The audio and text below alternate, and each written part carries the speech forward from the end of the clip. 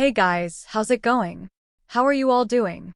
Welcome to Double Fault File and also to the Tennis Week in Review. Today, we'll take a look at the champions of the week and also how the WTA and ATP rankings shaped up.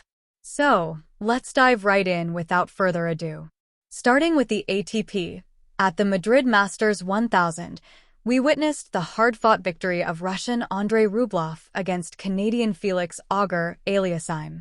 In a week filled with injuries and unexpected twists, the final didn't feature the sensations of the moment like Sinner and Alcaraz, but rather a determined player who has been working hard for many years. Rublev clinched the title by coming from behind against the Canadian and scored notable wins against top players like Taylor Fritz and even Carlos Alcaraz. Despite losing the final, it was an important week for Felix Auger-Aliassime, as he hasn't had a good season so far. Achieving such a result and eliminating big clay court players like Casper Ruud could be crucial for the rest of the season. After all, tennis is all about confidence. In doubles, we had Australian Jordan Thompson and American Sebastian Korda as the champions. Quite an unusual pair to win a Masters 1000, we could say. Both players excel in singles, but don't usually perform as well in doubles. They defeated Pavlicek from the Czech Republic and Ariel Behar from Uruguay. Now, moving on to the WTA, we saw Iga Swiatek triumph over Aryna Sabalenka in a more than thrilling final. It was over 3 hours of top-level tennis, for many, the best WTA match in a long time. It was a very tough match. Both had match points, and it was surely heartbreaking for the one who ended up losing. Unfortunately, there can only be one winner in tennis, but the fair result even in yesterday's final would have been a draw. In doubles, we had a big surprise. Sara Sorabi's Tormo and Kristina Buxa defeated the experienced Grand Slam champions Laura Siegemund and Barbara Krejcikova. What's more impressive than the result itself is the score. The winning duo won 6-0, 6-2. Now, let's take a look at how the ATP and WTA rankings shaped up.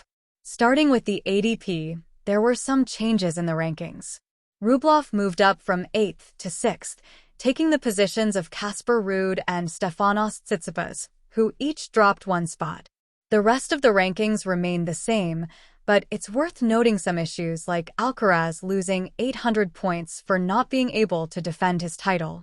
Regarding the race to Turin, we still have Sinner leading the pack, as until a few days ago, he hadn't lost any matches. There aren't many changes in the rest of the race, but it's noteworthy the absence of Novak Djokovic and how far behind Carlos Alcaraz is.